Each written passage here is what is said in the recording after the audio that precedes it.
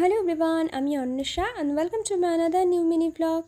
তো আমার দেখতে দেখতে ছুটি প্রায় শেষ। সকালবেলা উঠে পড়তে বসেছিলাম, আর এই ঘোড়াটা দেখো না পুরোটাই ভেঙে গেছে। আজকে ব্রেকফাস্টে হচ্ছিল পরোটা।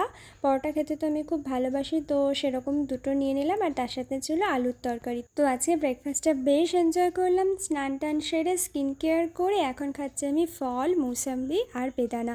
বাড়ির এই দিকটাতে না এবার এসে আমার যাওয়া হয়নি। এদিকে প্রচুর গাছ আছে আমাদের, এসব কচু গাছ, টগর ফুলের গাছ, আম গাছ তো আছেই, আরও প্রচুর অন্য অন্য গাছ রয়েছে, এগুলো আমি দেখতেই গেছিলাম মেনলি। আর আজকে মায়ের যেহেতু স্কুল ছুটি, তাই মা আজকে শাড়ি রোদে দিচ্ছিল।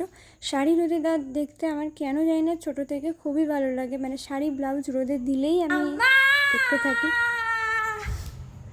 আর মা শাড়ি টাড়ি সব তুলে নিয়ে এসেছে, লাঞ্চ করে এই শাড়িগুলোই গোছানো হচ্ছিল। তো তারপরে আমি আর কিছু করিনি।